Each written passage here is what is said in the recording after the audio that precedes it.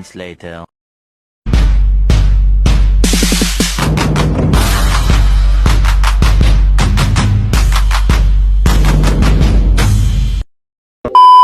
Assalamualaikum warahmatullahi wabarakatuh. Halo pemirsa, bertemu lagi bersama saya Rima Solihah sebagai host yang ramah dan baik hati dalam acara yang selalu dinanti-nanti, apalagi kalau bukan Topoki, Tongkrongan Podcast SKI. Nah Sobat Topoki, kayaknya masih banyak deh yang penasaran dengan khalifah-khalifah yang berprestasi pada masa dinasti Umayyah Andalusia. Tanpa berlama-lama lagi, tim Topoki sudah mengundang dua pelajar ahli dalam sejarah Islam, yaitu ada pertama Kak Kina dan yang kedua Kak Azka. Gimana sih rupa orangnya? Penasaran? Yuk kita lihat. Assalamualaikum Kak Kina, Kak Azka. Masya Allah. Gimana kabarnya sekarang Kak Kina, Kak Azka? Alhamdulillah baik. Masya Allah, gimana perjalanannya dari Lombok tadi? Alhamdulillah lancar. Kami berangkat dari Lombok jam 6 pagi, Mbak. Masya Allah. Nah, kayaknya sobat-sobat Topoki mau kenalan dulu deh sama Kak Kinan sama Kak Azka. Coba perkenalkan dulu sama sobat Topoki. Halo Sobat Topoki, nama saya Kinanti Putri. Saya berasal dari Narmada dan sedang bersekolah di Mandeka Panduan Mataram dan saya sekarang berada di kelas 10. Hai semuanya, perkenalkan nama saya Azka Dani Effendi. Saya berasal dari Bandung dan sekarang saya bersekolah di MPK Panduan Mataram dan duduk di kelas 10. Masya Allah, nih tamu-tamu spesial kita baru kelas 10 sudah bisa menjadi orang-orang ahli sejarah. Masya Allah ya. Baik sobat Topoki, pada siang hari ini kita akan sama-sama membahas atau mengupas mengenai sejarah pemimpin dinasti Umayyah di Andalusia. For information, berdirinya dinasti Umayyah Andalusia juga tidak terlepas dari perjuangan khalifah pada masa dinasti Umayyah Damaskus. Pada masa pemerintahan Al-Walid bin Abdul Malik mengalami puncak kejayaan, di mana dia berhasil menaklukkan semenanjung Iberia yaitu Andalusia dan Portugal termasuk selatan Perancis sekarang. Baiklah, untuk informasi yang lebih jelas kita akan menanyakan langsung kepada ahli-ahli kita yang telah kita undang pada siang hari ini. Nah, mungkin yang pertama dulu nih ya Kak Azka ya. Sobat-sobat Topoki mau tahu dulu deh, awal mula berdirinya dinasti Umayyah Andalusia apa sih Kak Azka? Jadi, berdirinya Daulah Bani Umayyah di Andalusia atau Spanyol adalah perjuangan dari Abdurrahman Ad-Dakhil bin Muawiyah ketika Khalifah Marwan II dikalahkan oleh pasukan Abbasiyah dalam pertempuran Zab. Marwan II melarikan diri ke Mesir dan akhirnya terbunuh. Peristiwa itu menjadi tanda berakhirnya pemerintahan Bani Umayyah di Damaskus. Namun, salah seorang keturunannya yaitu Abdurrahman Ad-Dakhil berhasil melarikan diri ke Afrika Selatan dan menyeberang ke Andalusia atau Spanyol. Abdurrahman kemudian mulai membangun kekuasaan Bani Umayyah di Andalusia dan memusatkan pemerintahannya di Cordoba. Nah, Abdurrahman Ad-Dakhil ini juga yang menjadi khalifah pertama dinasti Umayyah di Andalusia. Masya Allah, oh jadi pemimpin pertama dinasti Umayyah adalah Abdurrahman Ad-Dakhil ya Kak ya? Iya Kak, jadi pemimpin pertama dinasti Umayyah di Andalusia adalah Abdurrahman Ad-Dakhil, sedangkan pemimpin pertama dinasti Umayyah di Damaskus adalah Muawiyah bin Abu Sufyan, Mbak. Oh iya baik Kak. Baik Kak Kinan. Kemudian nih, ada berapa sih khalifah yang telah menjabat pada dinasti Umayyah Andalusia?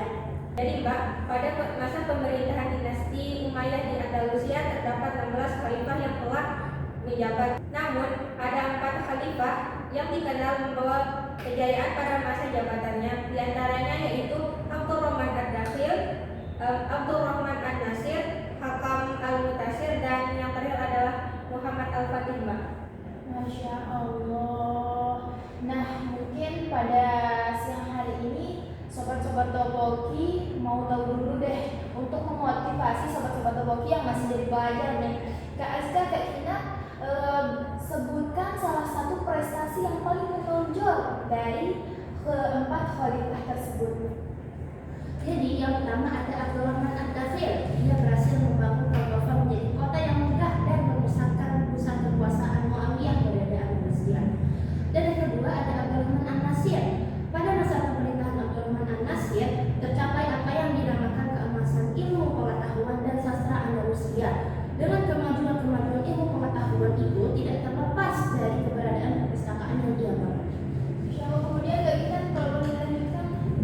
Jadi yang ketiga adalah Hakam Al-Mutasir.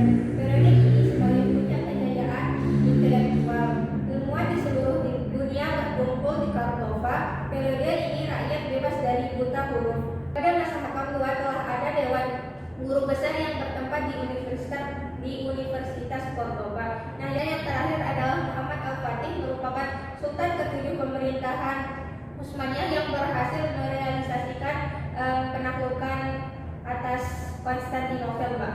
Oh, jadi itu ya tokoh yang terkenal yang bisa menaklukkan Konstantinopel pada zamannya ya, Mbak ya. Nah, untuk pertanyaan terakhir nih, mungkin untuk memotivasi sobat-sobat topoki yang masih jadi pelajar di Kaminan. Pada bidang ilmu pengetahuan, ilmu apakah yang berhasil dikembangkan pada dinasti Umayyah di Andalusia? Jadi terdapat 6 ilmu pengetahuan yang berhasil dikembangkan, diantaranya adalah yang pertama ilmu filsafat. Terdapat filsuf terkenal diantaranya adalah Abu Bakar Muhammad bin As-Sayyid dengan karya berupa kitab Tabir Al-Mutawahhid. Yang kedua adalah Abu Bakar bin Tufail dengan karya kitab Hayy bin Yazhab. Yang ketiga adalah Ibnu Sayyid dengan berupa kitab At-Tib dan Al-Mujtahid. Nah, yang kedua ilmu kedokteran. Terdapat 4 ilmuwan muslim yang terkenal, diantaranya pertama Al-Kindi, penemu ilmu kesehatan mata. Yang kedua Ar-Razi, penemu ilmu penyakit kulit. Yang ketiga Abu Al-Qasim Az-Zahrawi, seorang dokter ahli bedah, Mbak. Dan yang keempat Ummu Hasan binti Abi Ja'far, merupakan ahli kedokteran wanita. Nah, yang ketiga adalah ilmu fikih. Yang keempat adalah ilmu matematika. Yang kelima adalah ilmu astronomi. Yang terakhir adalah ilmu sejarah. Oh, Masya Allah, jadi ilmu yang kita masih bisa rasakan sampai saat ini itu udah ada sejak zaman khalifah-khalifah kita terdahulu ya, Mbak ya. Dan Masya Allahnya sampai sekarang nih terus berkembang dan semakin kita rasakan dalam kehidupan sehari-hari kita, semakin bermanfaat ya, Mbak ya. Masya Allah.